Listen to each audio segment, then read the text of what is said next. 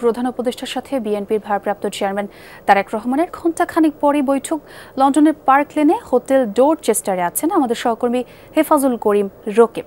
সরাসরি তার সঙ্গে যুক্ত হতে চাই। হেফাজুল, মিটিংয়ের জন্য দলীয় নেতাকর্মীরা এসেছেন কিনা, কি পরিস্থিতি সেখানে একটু জানাবেন বিস্তারিত।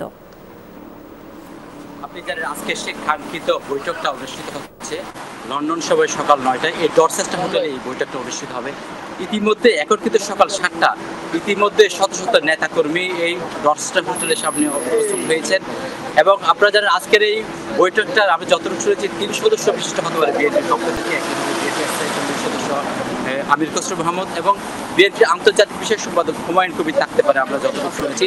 এবং এদিকে প্রধান উপদেষ্টা ডক্টর ইউনূসও এই হোটেলে আছেন, উনিও এই হোটেলে ওনার সাথে হয়তো প্রেস সেক্রেটারি শফিকুল আলম ভাই থাকতে পারে, আমরা এতটুকু ইনফরমেশন পেয়েছি।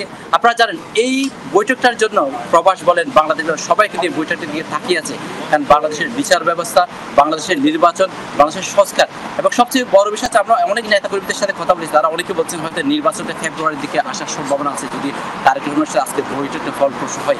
এবং আজকের বৈঠকে কিন্তু অনেক বিষয়ে কথা বলতে হবে এবং মেয়র ইশরাক হোসেনের যে শপথ গ্রহণ সেটা নিয়েও কিন্তু আজকের বৈঠকে তোলা হবে বলে আমরা সেটাও শুনতে পেরেছি। এবং আপনারা জানেন সে সকাল 6টার আগে থেকেই কিন্তু এখানে নেতাকর্মীরা জোর হতে থাকে, এখন পর্যন্ত শত শত নেতাকর্মী ইতিমধ্যে জোর হয়েছে এবং 9টার আগ পর্যন্ত অনেক নেতাকর্মী আসবেন। এবং তারেক রহমান আমরা যতটুকু শুনতে পেরেছি 8:45-এর মধ্যে তারেক রহমান এই হোটেলের মধ্যে ঢুকবেন।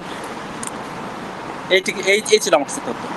জি হেফাজুল, খুবই গুরুত্বপূর্ণ একটি বৈঠক হবার কথা, আমরা সেই খবরাখবর জানবো। ধন্যবাদ আপনাকে।